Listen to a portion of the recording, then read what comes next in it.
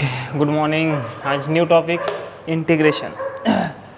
इंटिग्रेशनच्या आधी आपण डेरिव्हेटिव्हचे थोडंसं रिव्हिजन बघू. रिव्हिजन मीन्स कारण integration is based on derivative. Can say that. डेरिव्हेटिव्हमध्ये आपण काय करायचो, रेशो घ्यायचो change in Y upon change in x, where y is a function of x. Y हा फंक्शन होता एक्सच्या, वाय एक्सवर डिपेंड करायचा आणि आपण रेशो घ्यायचो change in Y upon change in X. याला म्हणायचो आपण rate of change of Y. Rate of change of function म्हणा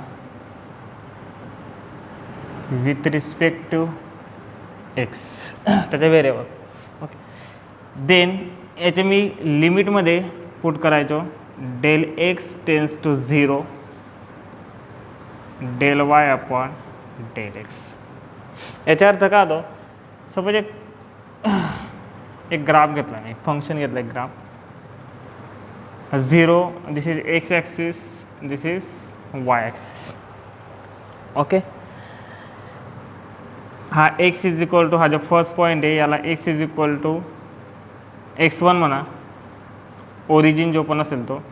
हा जो सेकंड पॉईंट आहे हा x2.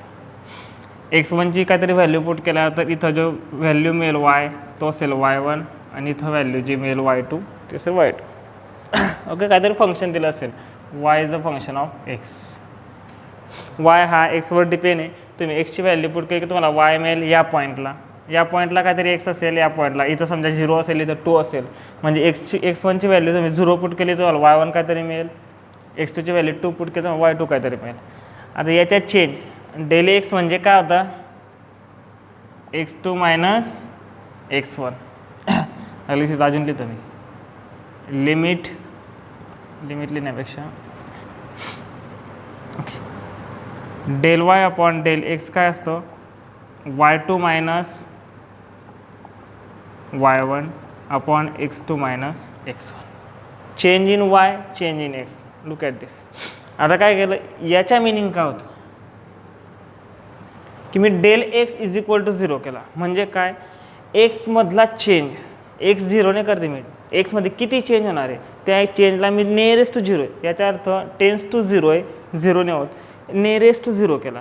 मीन्स हा जो चेंज आहे कुठंतरी x1 पण मी इथं घेऊन आलो आणि x2 पण मी इथं घेऊन आलो, जवळ आणला. मला हा चेंज x2 मायनस x1 ही लाईन आहे ही कमी केली मी असं. याचा अर्थ म्हणजे काय, ही लाईनची लेंथ कमी करून टाकली असं समजायचं. सपोज ही जर लेंथ असेल तर लेंथ कमी, सपोज ह्याचा टाईम असेल तर मी टाईम कमी करून घेतला. ओके, म्हणजे काय, मी स्मॉल जे बिग चेंज होता त्याला स्मॉल चेंज केला आणि त्याला स्मॉल चेंज असं लिहिलं होतं. आणि याला जे आपण शॉर्टमध्ये काय म्हणतो, dy/dx डेरिव्हेटिव्ह. एकंदरीत माझं म्हणणं काय की जो बिग चेंज आहे त्याला स्मॉल केलं त्याला म्हणतो आपण डेरिव्हेटिव्ह. डेरिव्हेटिव्ह कशा काय, डेरिव्हेटिव्ह म्हणजे काय करतो आपण, कोणत्याही मोठ्या चेंजला स्मॉल करण्याचे काम करतो, त्याला म्हणतात डेरिव्हेटिव्ह. आता हीच कन्सेप्ट इंटिग्रेशनमध्ये आहे. फक्त एवढं लक्षात ठेवा की डेरिव्हेटिव्हमध्ये आपण स्मॉल कोणत्या बिग चेंजला स्मॉल चेंजमध्ये कन्वर्ट करून घेतो. स्मॉल चेंजमध्ये कन्वर्ट केलं म्हणजे काय झालं, तो इन्स्टंट होऊन गेला. काय होतं बघा, इथं असा होता हा x2 हा x1, x2 मायनस x1 एवढी लेंथ. मी काय केलं, डेल एक्स टेन्स टू 0 म्हणजे यातला चेंज कमी केला. म्हणजे हा x1 इथं x2, हा चेंज बघा आधी एवढा होता, एवढासा चेंज होऊन गेला. हा आता तुमचा चेंज आहे, स्मॉल चेंज होऊन गेला तो. म्हणजेच काय, तुम्ही ज्याला सपोज जी पॉईंट असेल हा स्मॉल चेंज झाला म्हणजे एक पर्टिक्युलर इन्स्टंटवर येऊन गेला तो. पर्टिक्युलर इन्स्टंटवर जी गोष्ट 3 तासात होणार होती जी गोष्ट, ओके, मी तिला स्मॉल केला. हा 3 तास एवढी लेंथ आहे, ओके, 3 आवर्स एवढी लेंथ आहे तुमची, मी तिला स्मॉल करून 3 मिनिट्स आणलं. 3 मिनिट्स आणलं म्हणजे पर्टिक्युलर इन्स्टंटवर घेऊन आलो. त्याचा अर्थ असा होता. ओके, एकंदरीत derivative use to compress the चेंजला तो कॉम्प्रेस करून स्मॉल करून देतो, त्याला म्हणतात डेरिव्हेटिव्ह. आता एक डायग्राम काढतोय मी. हा एक्स ॲक्सिस आहे, हा वाय ॲक्सिस आहे. थोडंफार ग्राफमध्ये झालं असेल, हा व्हर्टिकल ॲक्सिसला वाय म्हणतो आपण, हॉरिझॉन्टलला एक्स म्हणतो. याचा यूज काय ते अजून बघणारच आपण, आहे फॉर्म्युला बुकमध्ये पण करणार आहे आपण. हा तुमचा ओरिजिन, अशी एखादा ग्राफ आहे आणि मला फाईंड करायचं आहे या पूर्ण याच्या एरिया. याला मी म्हटलं x1 पॉईंट x2, फॉर्म्युला बुकमध्ये त्याला म्हटलं आहे ए बी. ए बी म्हणजे काय, तो x1 इज इक्वल टू ए घेतला आहे, x2 is equal to be घेतला आहे. सध्या x1 x2 राहू द्या, x1 x2. अनदर थिंग, ही जी डायग्रॅम आहे ही कशावर डिपेंड करते, जसा x चेंज होतो तसा y चेंज होऊन ही फिगर तयार झाली. म्हणजे y is a function of F of x. Y is equal to f of x म्हणजे y is a function of x. जसा एक्स चेंज होत जाईल तसा फिगर तयार होते, कारण तसा वाय चेंज होतो आहे. ओके, आता x1 मायनस x2 मी सांगितलं तुम्हाला की मला याच्या एरिया फाईंड करायचा. तर एरिया फाईंड करण्यासाठी मी काय करेल, हा हा x1 आणि x2 आहे, दोघांच्या चेन बघितला तर एवढी लेंथ. मी काय करतो, एक स्ट्रीप कट करतो इथून, पूर्ण एरियामधून मी एक स्ट्रीप कट करतो, एवढीशी बारीक स्ट्रीप. ओके, आता ह्या मोठी लेंथ म्हणजे ही काय आहे, लॉंग डिस्टन्स आहे x2 मायनस. मला आता स्मॉल केलं, म्हणून मी जी ही लेंथ आहे हिला मी स्मॉल कशाने दाखवतो, तर मी डेरिव्हेटिव्हने दाखवतो. म्हणून मी जी ही लेंथ आहे ही दाखवली dx ने. कशाने दाखवली, ही dx ने दाखवली. ही हाईट y, कारण अलॉंग y ॲक्सिस आहे.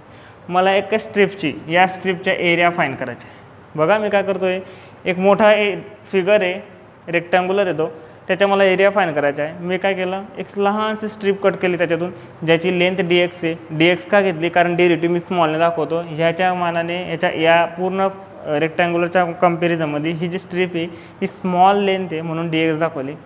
इकडे मी dy दाखवणार नाही, कारण जेवढी लेंथ वायला आहे तेवढीच मी घेतली. हां, मी जर अशी स्मॉल घेतली असती तर मी इथं dy दाखवून दिला असता. ओके, बट मी तो dy दाखवणार नाही, कारण हाईट मी सेम आहे, जेवढी रेक्टँग्युलरची हाईट सेम आहे. बट जे ह्या बेस आहे, बेस म्हणण्यापेक्षा विड्थ किंवा लेंथ म्हणा, लेंथ बरोबर प्रॉपर वर्ड आहे, लेंथ मी स्मॉल केली म्हणून मी dx दाखवतो. आता मला स्ट्रीपच्या एरिया पाहिजे, एरिया ऑफ स्ट्रीप. या स्ट्रीपच्या एरिया काय येईल, y इंटू dx. कसं, रेक्टँग्युलर सपोज असं असेल ए आणि बी, तर एरिया काय येतो a into B, this side into this side, this side into this, y into dx. आता मला पूर्ण रेक्टँग्युलरचा एरिया पाहिजे. मी काय करेल, ज्या साईडची ही स्ट्रीप आहे त्याच साईडची स्ट्रीप परत येतात, इकडं असेल y, इकडं असेल dx. पूर्ण रेक्टँग्युलरमध्ये मी स्ट्रिप्स टाकेल सर्व, एकाला टच दुसरी, दुसऱ्याला टच तिसरी, पूर्ण रेक्टँग्युलर मी स्ट्रिपने भरेल. मग नंबर ऑफ स्ट्रिप्स जेवढे असतील, टोटल एरिया काय होईल, नंबर ऑफ स्ट्रिप्स जेवढे असतील तेवढ्या प्लस करून देईल मी, y dx plus y dx plus dash.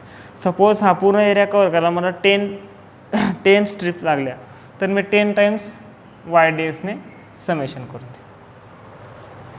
हे झालं. हा जो एरिया होता, मी पूर्ण एरिया फाईंड करण्यासाठी एक स्ट्रीप काढली, त्या स्ट्रीपचा एरिया घेतला, नंबर ऑफ स्ट्रीप पूर्ण टाकून दिल्या आणि सर्व स्ट्रीपच्या एरियाचे समेशन केलं, म्हणजे टोटल एरिया मिळाला. हे पॉसिबल आहे ओनली बाय समेशन.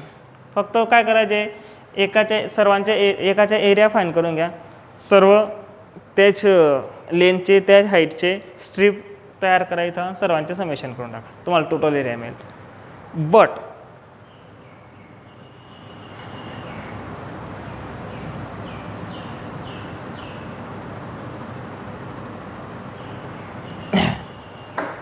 बट अशी डायग्राम असेल. आता बघा, सेम मला एरिया फाईंड करायचा आहे, मी एक स्ट्रीप टाकतोय,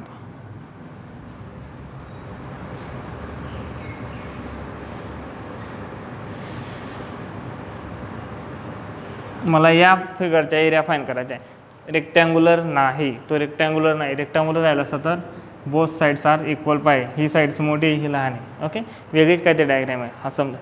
मला याच्या एरिया फाईंड करायचा. आता याच्या एरिया फाईंड करायचा असेल तर मी काय करतो, परत एक स्ट्रीप टाकतो, dx ऑब्विसली y. ओके, मग इथं बघा तुम्ही, आता ह्या पॉईंटला बघितलं तर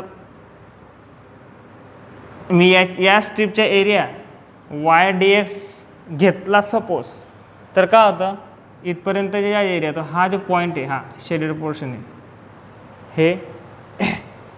हे काय होतं आहे या एरियामध्ये कन्सिडर होत नाही.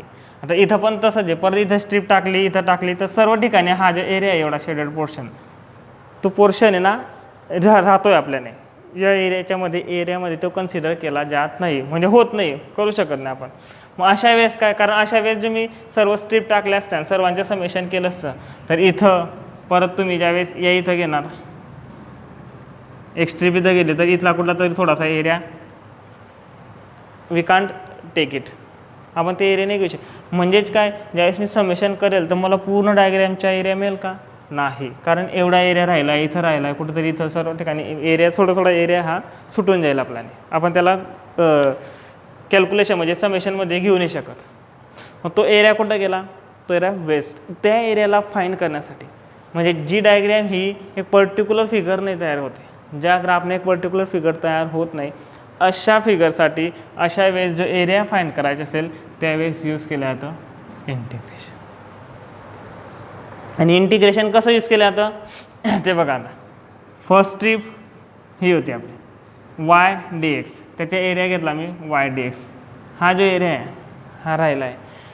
मी काय करायचो, नंबर ऑफ स्ट्रीप म्हणजे पूर्ण एरियामध्ये जेवढा पूर्ण एरिया कवर करण्यासाठी नंबर ऑफ स्ट्रीप फाईंड करेल आणि सर्वांच्या टोटल करून एरिया फाईंड करून घ्यायचं. तेच करायचे मला, नंबर ऑफ स्ट्रीप फाईंड करायच्या, इथं सर्व स्ट्रीप टाकून घ्यायच्या की हा पूर्ण एरिया कवर व्हायला पाहिजे.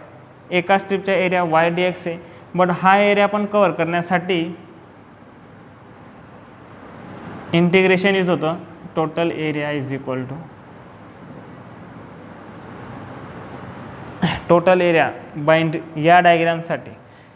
याच्यासाठी कसा होता, आधीचे डायग्राम होत्या वेळेस डायरेक्ट समेशन करायचे, मी एका स्ट्रीपचा एरिया फाईंड करून घ्या, समेशन करा. या डायग्रामसाठी सिंगल स्ट्रीपचा एरिया फाईंड करा, तो का असेल वाय इंटू डी एक्स, तो असेल Y into D x. But याच्यामध्ये समेशन करून चालत नाही, याच्यामध्ये घ्यावं लागतं इंटिग्रेशन. इंटिग्रेशनचं ते साईन आहे, याला x1 x2 हे इंटिग्रेशन. म्हणजे इंटिग्रेशन काय काम करतं, एरिया फाईंड करण्याचं काम करतं. किंवा ज्यावेळेस बॉडीच्या परफेक्ट एरिया नसेल काय, तर ज्या आपल्या स्टँडर्ड व्हॅल्यू जसं स्क्वेअरचा एरिया आहे, रेक्टँगल, ज्यावेळेस परफेक्ट एरिया नसेल किंवा तुम्ही स्ट्रीप टाकून ज्यावेळेस परफेक्ट एरिया फाईंड नाही करू शकत, काहीतरी एरिया सुटून जात असेल, म्हणजे तुम्ही समेशन यूज करू शकत नाही, त्यावेळेस यूज होतं इंटिग्रेशन. इंटिग्रेशनचं काम पण समेशन करण्याचे, जे नंबर ऑफ स्ट्रीप्स असतील त्या सर्वांच्या एरियाचे समेशन करून टाकतो ते. बट तो कोणताही पार्ट न सोडता सर्व पार्ट कन्सिडर करून त्याचे एरिया फाईंड, यालाच म्हणतात इंटिग्रेशन. इंटिग्रेशन दाखवताना x1 to x2 Y D x. x1 काय, त्याच्या इनिशियल पॉईंट, x2 काय, त्याच्या फायनल पॉईंट. आता फॉर्म्युला बुकमध्ये x1 इज इक्वल टू ए घेतला आहे तो आणि x2 is equal to be, तिथं डायरेक्टली ए आणि डायरेक्टली बी दाखवला आहे. म्हणून फॉर्म्युलामध्ये इंटिग्रेशन घेताना A to B y D x आला आहे. याला असं पण लिहू शकतो आपण A to B f of x d x. कारण काय, y is equal to f of x, y is a function f of x. बघा वाय असा लिहिला काय आणि असा लिहिला काय, एफ इंडिकेट करतो फंक्शन, हे पण इंडिकेट करतो आहे फंक्शनाचे. हाय इंटिग्रेशन. इंटिग्रेशनचे साईन बघूया कसं आहे, A to B f of x d x. हे जस्ट फिजिकल मिनिंग होतं की कशासाठी यूज केलं तर इंटिग्रेशन. ज्यावेळेस एखादी बिग लेंथ आहे किंवा बिग गोष्ट आहे त्याला स्मॉल करायची असेल तर डेरिव्हेटिव्ह यूज करतो आपण. साधं सिम्पल लँग्वेजमध्ये सांगतो आहे मी, बाकी डीपमध्ये पुष्कळ काहीतरी असेल. पण ज्यावेळेस आपल्याला स्मॉल थिंग घ्यायची असेल त्यावेळेस मी डेरिव्हेटिव्ह यूज करतो. आणि ज्यावेळेस मला एक लेनचं समेशन करायचं आहे, एखाद्याचा एरिया फाईंड करायचं आहे, एखाद्याचे फक्त एरियासाठी नाही आहे, इथं एरियाच्या अबाउट बोलतो आपण, म्हणून माससाठी पण येतं ते, त्यावेळेस डी एम असेल, D X for length, D M for mass. Integration D T पण येतं. डी टी म्हणजे काय, इथं लेंथ चेंज होते ती, तिथं टाईम चेंज होतो. एका म्हणजे सपोज मी इथून सारंगखेडा गेलो, मला लागला 1 आवर, तर त्या 1 आवरला मी ज्या स्मॉल करेल 1 मिनिटमध्ये, तर मी डेरिव्हेटिव्ह घेऊन टाकेल आणि काही इन्स्टंटला बघेल की अंदरात जेव्हा माझा स्पीड काय होता, अंधरजला गेल्यावर माझ्या स्पीड का होता, मी पूर्ण शाडा टू सारंगखेड्याच्या स्पीडची गोष्ट नाही केली, मी फक्त अंधरज, ज्यावेळेस मला अंधरज जेव्हा असताना स्पीड फाईन करायचा होता त्यावेळेस मी डेरिव्हेटिव्ह यूज करेन. असं आहे त्याच्या मिनिंग. कळलं तर फक्त आता एवढा आठवण द्या की आपल्यासाठी काय इम्पॉर्टंट आहे की इंटिग्रेशन सॉल्व कसं करायचे, त्याचा फिजिकल मिनिंग फक्त हा होता. Integration it acts as a summation, समेशनचंच काम करतं इंटिग्रेशन, बट इंटिग्रेशन हे जास्ती करेक्टली समेशन करतं. ज्यावेळेस मी जर समजा ह्याच फिगरमध्ये डायरेक्ट समेशन करून फाईन केलं असतं तर काहीतरी एरिया हा कन्सिडर झालाच नसता, तो ओरिजिनल एरिया आला नसता या फिगरचा. त्यासाठी आपण इंटिग्रेशन यूज करतो.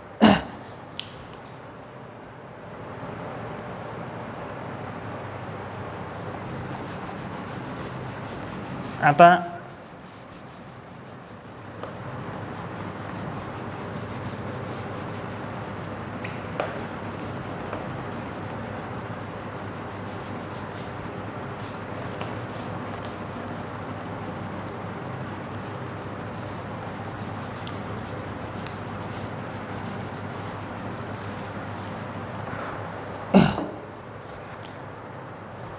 इंटिग्रेशनचे 2 टाईप्स आहेत.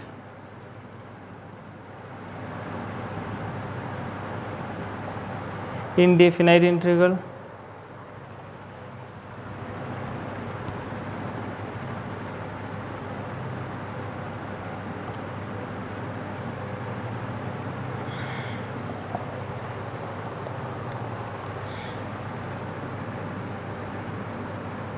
definite integral.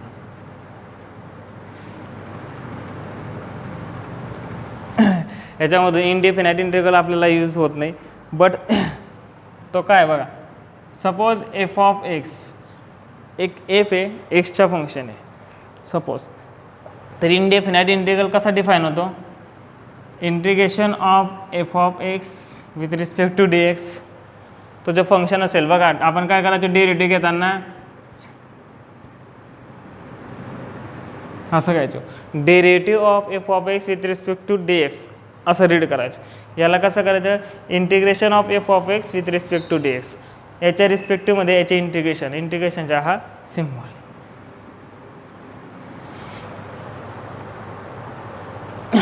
इंटिग्रेशन केल्यानंतर तुम्हाला काहीतरी नवीन फंक्शन मिळेल, जी ऑफ एक्स म्हणणार त्याला आपण plus C, C is a constant इथं. याला म्हणतात इनडेफिनाइट इंटिग्रल. याच्यामध्ये ना डेफिनाइट व्हॅल्यू नाही येत, काहीतरी सी कॉन्स्टंट येत असतो. प्रत्येक वेळेस तुम्ही इंटिग्रेशन केलं ना काहीतरी कॉन्स्टंट टर्म तुम्हाला मिळेल आणि ती तुम्हाला फाईंड करायला लागते नंतर. ह्याला म्हणतात इनडेफिनाइट. फक्त एवढंच राहू द्या, हे तुम्हाला मॅथमध्ये होईल, आपल्याला काही गरज नाही याची. फक्त एवढं लक्षात ठेवा, इनडेफिनाइट इंटिग्रलमध्ये काहीतरी कॉन्स्टंट मिळतो आणि तो नंतर फाईंड करावा लागतो, एक हिंट म्हणून. डेफिनाइटमध्ये गेलो, integration of F of x d x is equal to g of x A to B. याला म्हणतात डेफिनाइट. डेफिनाइट म्हणजे काय, तुम्हाला लिमिट दिलेलं असतं, याला म्हणतात ए टू बी. काय म्हणतात याला, ए टू बी, हे लिमिट आहे. ज्यावेळेस इंटिग्रेशन सॉल्व होऊन जाईल त्यावेळेस तुम्हाला हे लिमिट पुट करायचे असतात. पहिल्या आधी फॉर्म्युलाने मी इंटिग्रेशन फाईंड करेल, नंतर मी ते लिमिट इथं लिहिल आणि देन फायनली एक्सने मी इंटिग्रेशन करतो ते एक्सच्या जागेवर बी पुट करेल, मायनस एक्सच्या जागेवर ए पुट करेल. काय डेफिनाइट इंटिग्रल, डेफिनाइट इंटिग्रलमध्ये परफेक्ट व्हॅल्यू येते, प्लस तुम्हाला कोणताही कॉन्स्टंट दिसणार नाही, त्याला म्हणतात डेफिनाइट. आपल्याला हे यूज करायचे आहे. याच्यामध्ये हे लिमिट असतं. आता बघा याला काय म्हणतात, बुकमध्ये दिलं तसं अप्पर लिमिट, याला म्हणतात लोअर लिमिट. ओके, हा आहे तुमचा function, integrand function. Integrand function म्हणजे ज्याचे आपल्याला इंटिग्रेशन घ्यायचे तो function. Okay, and this is a variable. Okay, integration नंतर आलेली काय सहसा याला डेरिव्हेटिव्हने बी दाखवतात काही बुक्समध्ये, पण ते डीप ते नंतर बघू. हा इंटिग्रेशन नंतर आलेली जे काही फंक्शन असेल, जी गोष्ट असेल ती असे लिहितात आणि बाजूला ब्रॅकेट. ब्रॅकेट म्हणजे एक लाईन घ्यायची, हे नाही काही लोक असं घेतात काही लोक असं दाखवतात, हा पण सिम्बॉल आहे किंवा हा पण सिम्बॉल आहे, इट्स ओके.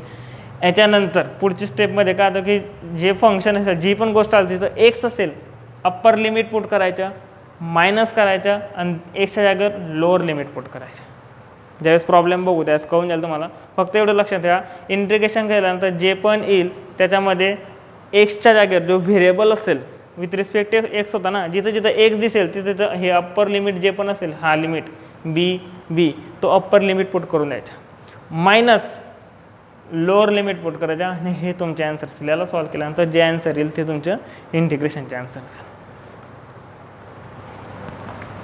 थोडंसं वेगळं आहे, नवीन आहे, पहिल्यांदा पाहतो, थोडं वाटेल. फक्त तो आपल्यासाठी काय इम्पॉर्टंट आहे बघा, काही गोष्टी ना परत परत केल्यानंतर कळतात. ज्यावेळेस ते मॅथमॅटिक्समध्ये येईल, ज्यावेळेस ते खूपदा यूज होईल, त्यावेळेस तुम्हाला ते ओके म्हणजे फील होईल. फील लगेच होत नाही की काय चाललं आहे. त्याचा यूज तरी मी आधी तुम्हाला सांगूनच दिला, काय की एरिया फाईन करण्यासाठी. ॲक्च्युली इंटिग्रेशन म्हणजे समेशनच आहे. परत एकदा समजवतो लागलेच मी तुम्हाला.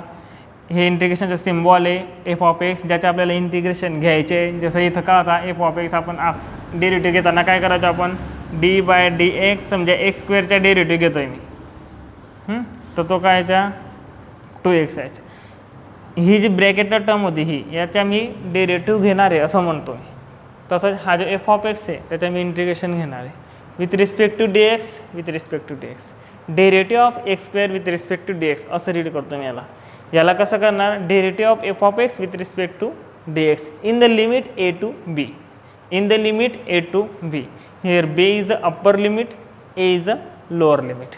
पुट करता पहिले इंटिग्रेशन फाईन करेल, लिमिट पुट करेल. लिमिट पुट करताना काय, upper limit minus lower limit. फंक्शनमध्ये अप्पर लिमिट पुट करा, जिथं जिथं व्हेरिएबल असेल, जिथे जिथं एक्स असेल अप्पर लिमिट डायरेक्टली पुट करून द्या.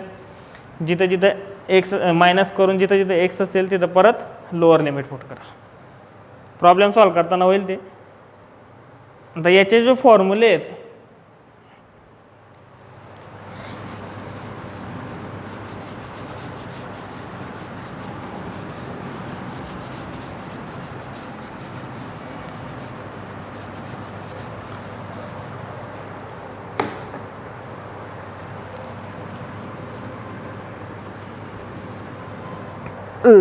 सॉरी,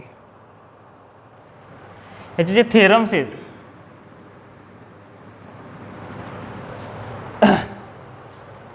आता बघा डेरिव्हेटिव्हच्या फर्स्ट थेरम का आता, if y is equal to C U,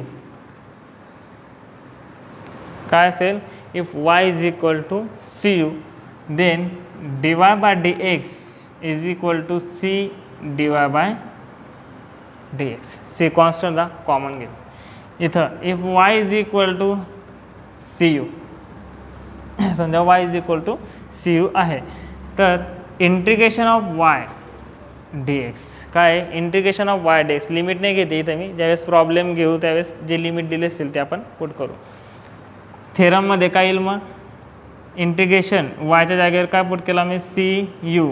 इथं U is a function of x आहे, okay, U is depends on and C is a constant. Same तिथं C काय करायचे मी, आउटसाईड घ्यायचं. इथं पण सी कॉन्स्टंट असेल तर outside this d x. First theorem same. Second theorem इथं का होता, डेरिव्हेटिव्हमध्ये डी बाय डी एक्स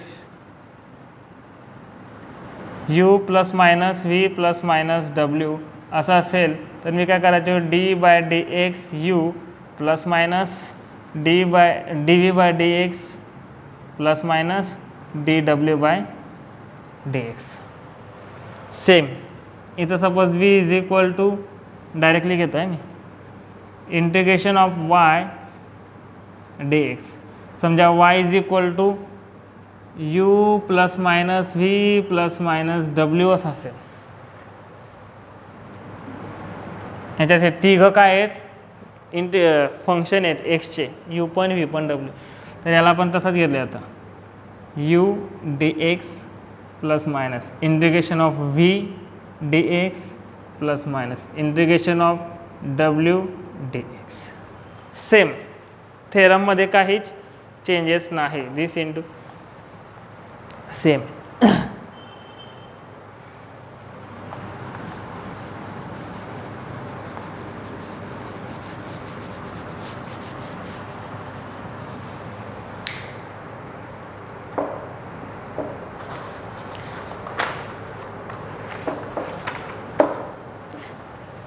आणि याच्यात जो मल्टिप्लिकेशन थेरम होता U into V d by D x you into V, काय करायचं आपण यू ॲज इट इज व्हीच्या derivative plus V as it is डीच्या डेरिव्हेटिव्ह असं करायचं आपण. ओके, आपल्याला इंटिग्रेशनच्या मल्टिप्लिकेशन थेरम जास्त म्हणजे युजर नाही सहसा, पण तरी मी एक हिंट म्हणून सांगतो की तो कसा त्याचे प्रॉब्लेम नाही घेणार आपण लागलेस. Integration of U into V D x असं असेल, जसं डेरिव्हेटिव्ह होता तसंच. आता बघा एक सांगतो मी, डी बाय डी एक्स डेरिव्हेटिव्हचे ऑपरेटर आहे, मी आधी पण सांगितलं. जसं प्लस आहे मायनस आहे मल्टिप्लिकेशन आहे, तसं डी बाय डी एक्स ज्यावेळेस घेतो आपण, जिथं पण आपल्याला डी बाय डी एक्स तिथं आपण डेरिव्हेटिव्ह घेतो. हा ऑपरेटर आहे डेरिव्हेटिव्हच्या. तसंच हे जे साईन आहे ना हे ऑपरेटर आहे इंटिग्रेशनचे. जिथं पण तुम्हाला असं साईन दिसलं इंटिग्रेशन घ्यायचं आपल्याला समजून घ्यायचं. तर याचे जे फॉर्म्युला आहे तो होता U D U by D x plus V D U by D X. याचा फॉर्म्युला आहे U constant like this integration of V D X. Okay, तिथं प्लस होता इथं मायनस आहे. इंटिग्रेशन ऑफ बघा integration of D U by D x जो constant होता त्याचा डेरिव्हेटिव्ह घेतला मी आता इंटिग्रेशन घेऊन. Integration of V D X आणि परत डी एक्स. हालांकी हा फॉर्म्युला आपल्याला प्रॉब्लेम सॉल्व नाही करायचे, तुम्हाला मॅथमध्ये येईल तो, पण आता एक थोडंसं बघितलेलं असेल त्यावेळेस तुम्हाला वाटेल की हां कुठंतरी पाहिलं या गोष्टीला. काय केलं मी यू ॲज इट इज ठेवला, व्हीचे इंटिग्रेशन घेतलं. फर्स्ट स्टेप सेम होती, मायनस करून. सेकंड स्टेप डायरेक्ट बदलले, मायनस करून इंटिग्रेशन पूर्ण ब्रॅकेटमध्ये d U by D x जो यू होता त्याच्या आधी डेरिव्हेटिव्ह घेईल मी x into integration of V आणि ब्रॅकेटच्या परत इंटिग्रेशन एन मध्ये. ओके, बट आपल्याला त्या फॉर्म्युलाशी डील नाही करायची, तो फॉर्म्युला आपल्याला येत नाही. मग तुम्हाला मी म्हणजे असं म्हणणं माझ्या की जसे डेरिव्हेटिव्हचे थेरम्स आहेत तसेच इंटिग्रेशनचे थेरम सेम. त्याचे पण 4 थेरम आहेत. 4th नंबरचा थेरम आपण घेतला नाही, इथं 4th नंबरचा थेरम पण आहे पण तो यूज करणार नाही. फर्स्ट जसं आता एक कॉन्स्टंटसाठी काय करतो आपण डेरिव्हेटिव्हमध्ये जसं करतो तसं इंटिग्रेशनमध्ये, ॲडिशनमध्ये जसं डेरिव्हेटिव्हमध्ये करता तुम्ही तसंच इंटिग्रेशनमध्ये करणार आहे. आणि मल्टिप्लिकेशनमध्ये थोडासा चेंजेस आहे, पण आपल्याला मल्टिप्लिकेशनच्या डेरिव्हेटिव्हच्या फॉर्म्युला लागतो म्हणून तुम्ही घेतला. त्याचे प्रॉब्लेम्स घेतले. इंटिग्रेशनचा आपल्याला लागत नाही, सो वी कांट टेक म्हणण्यापेक्षा वी वॉन्ट टेक, आपण त्याचे प्रॉब्लेम्स घेणार नाही.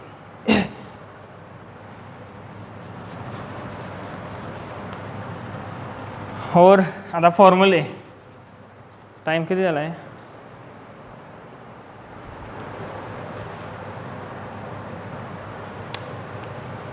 फर्स्ट फॉर्म्युला फक्त पॉवरचा फॉर्म्युला काय ते बघून घेऊ. मी सर्व कम्पेअर करून का सांगतो डेरिव्हेटिव्हशी, कारण ते फॉर्म्युलेसुद्धा रिलेटेड आहे. तुम्हाला फाईन करताना सुद्धा त्याच्याशी लिंक ठेवायची, तुम्हाला आठवण ठेवायची की डेरिव्हेटिव्ह घेताना मी काय करतो इंटिग्रेशन घेताना काय.